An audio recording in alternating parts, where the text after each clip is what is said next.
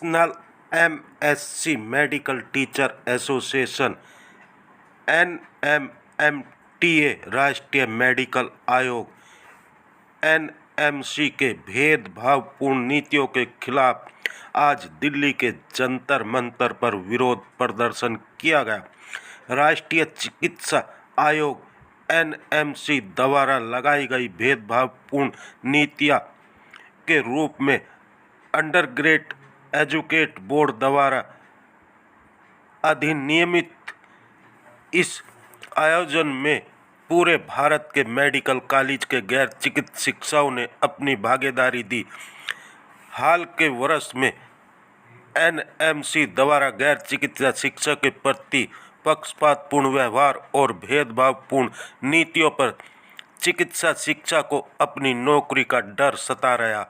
इसी डर से देश भर के गैर चिकित्सा शिक्षकों ने अपनी मांगों को लेकर प्रदर्शन किया और इस मौके पर मीडिया से बात की। आइए हम सुनाते हैं क्या कुछ कहना गैर चिकित्सा शिक्षकों का।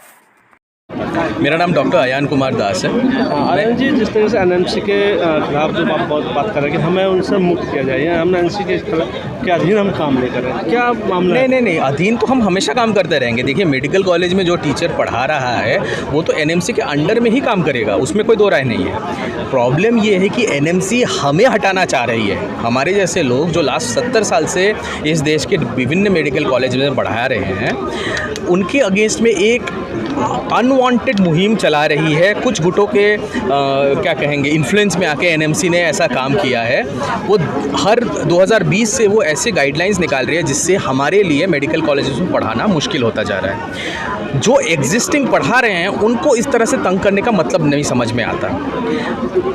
हमारी प्रतिशत जो एक डिपार्टमेंट में पहले 30% तक हो सकती थी, वो 3 डिपार्टमेंट में घटा के 15% पे ला गया है और 2 डिपार्टमेंट में उसको 0 कर दिया है। तो इसके बदौलत बहुत सारे लोगों को जॉब में प्रॉब्लम हो रही है, उनको अपने जॉब से हाथ धोना पड़ रहा है। मेनली जो कॉन्ट्रैक्चुअल स्टाफ है उनकी कॉन्ट्रैक्ट रिन्यू नहीं हो रही है और जो पहले से कार्यरत है वो एक ही जगह पे अटक गए हैं, वो अपना जॉब शिफ्ट नहीं कर पा रहे हैं। जब कॉलेजेस को पता होगा कि वो अपना जॉब शिफ्ट नहीं कर पाते हैं तो कॉलेजेस पे उन पर मनचाहा प्रेशर डाल के उनकी सैलरी कम दे रहे हैं, उनसे ज़्यादा काम करवा रहे हैं। तो इस तरह की प्रॉब्लम्स सबको हो रही है और कॉन्स्टेंट डिस्क्रिमिनेशन हमें फेस करना पड़ रहा है। हर दिन हमारे सर के ऊपर एक तलवार लटकी हुई है। हमने अपने मेहनत से एमएससी किया, पीएचडी किया मेडिकल सब्जेक्ट में, इतने सालों से हम पढ़ा रहे हैं। मेरे अंदर में 2 देश में, मैं इसके पहले दूसरे एक देश में था, एटलीस्ट मैंने पढ़ाए हुए 1500 बच्चे आज फील्ड में एमबीबीएस का काम कर रहे हैं और इस साल के बाद आज मेरा ये हाल है कि मुझे हर दिन सोचना पड़ रहा है कि मेरी जॉब बची रहेगी कि नहीं। आखिरकार एनएमसी ये कदम उठा क्योंकि कई रूल्स चेंज किया गया है। एक रूल उन्होंने चेंज कर दिया कि जो लोग एग्जिस्टिंग टीचर हैं, हम जैसे लोग, वो रह तो सकते हैं पर वो एग्जामिनर नहीं बन सकते, मतलब परीक्षा नहीं ले सकते। तो आप बताइए, शिक्षा और के जो बेसिक रूल्स हैं उसी का उल्लंघन हो रहा है। एक टीचर अगर परीक्षा नहीं ले पाए तो उसका क्या, टीचर वो अपने स्टूडेंट को इवैल्यूएट ही नहीं कर पाए तो उसका क्या रूल है? तो एनएमसी ये क्यों कर रही है? ये एक सुपीरियरिटी हो गया कि मेडिकल कॉलेज में बस एमबीबीएस पढ़ाएंगे, इस बात का उनको एक कॉम्प्लेक्स आ गया, इसके वजह से वो कर रही है। हालांकि क्लिनिकल सीट्स भी, एक एमबीबीएस का बच्चा क्लिनिकल सीट्स ही लेने की कोशिश करता है। एमएस इन सब्जेक्ट्स में अभी भी बहुत कम लोग ही एमडी एमएस कर रहे होते हैं। तो और जिस तरह से गवर्नमेंट मेडिकल कॉलेजेस बढ़ा रही है, उनके पास शिक्षक नहीं है पढ़ाने के लिए। बहुत सारे इंटीरियर्स के कॉलेजेस हैं, छोटे शहरों के कॉलेजेस, जहाँ पे वैकेंसी जा रही है, एक बंदा पूरा डिपार्टमेंट चला रहा है। वहाँ तो हम पढ़ा रहे हैं ना, तो हमें जब वहाँ हम कर रहे हैं तो हमें निकालने का आपको क्या सूझा, इससे आपको क्या लाभ होगा?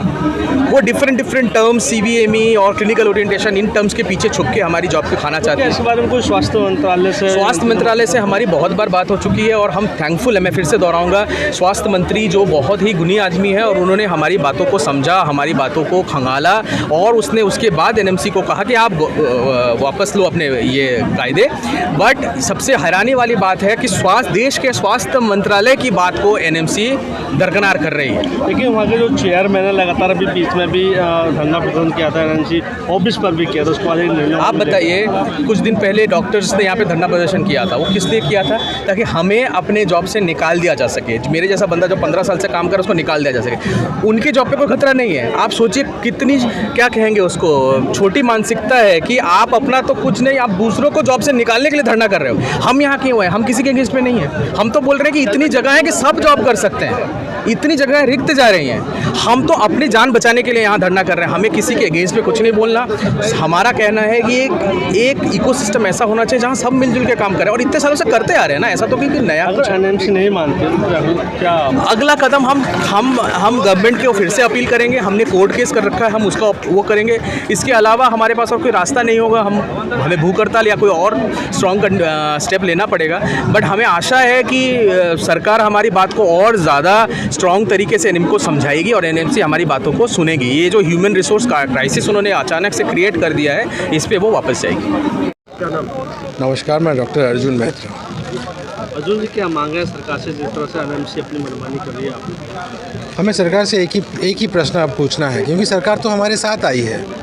सरकार से हमें कोई गिला शिकवा नहीं है। बस मैं सिर्फ यही पूछना चाहता हूँ मनसुख मांडविया जी से, सशब्द पूछना चाहता हूँ, क्या जो एनएमसी है वो सरकार के ऊपर है? आपके ऑफिस से कोई ऑर्डर आता है, एक पॉलिसी में आपको डिसीजन लेना था, आपने डिसीजन लिया, उस डिसीजन को ऐसे इन्होंने नज़रअंदाज करके डस्टबिन में डाल दिया। क्या आप कुछ भी नहीं बोलेंगे? बस हमारा इतना छोटा सा ही है, क्योंकि सरकार हमारे साथ है। सरकार को देश को आगे बढ़ाना है। क्या एक यूनिवर्सिटी कह लें या एक वो संस्था कह लें, वो मतलब सरकार या कानून से ऊपर जा रही? अब तो यही लग रहा है। अब तो मुझे यही लग रहा है कि जो एनएमसी है वो सरकार के ऊपर जा रही है। हम चाहते हैं कि सरकार इसकी संज्ञान ले और सरकार इन चीज़ों को रोके। सरकार ने तो ऑर्डर दिया था कि 1 महीने में सारी चीज़ें जो बदलना है, जैसा हमने कहा है वैसा बदल के हमें दे दे। इन्होंने नहीं बदला। क्या लगता है कि एनएमसी जो चेयरमैन है, जो बोर्ड मेंबर बैठा वो अपनी मनमानी कर रहा है इस चीज़ को?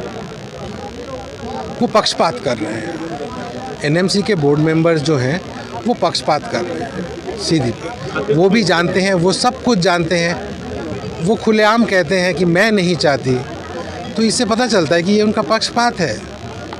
कितने लोगों का भविष्य है जो अंधकार में नजर आ रहा है?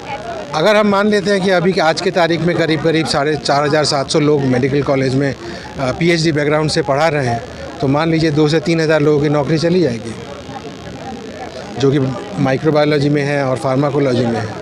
और साथ ही साथ हर संविदा, हर ब्रांच से किसी न किसी लोग इंसान का नौकरी जाएगा, नौकरी नहीं मिलेगी।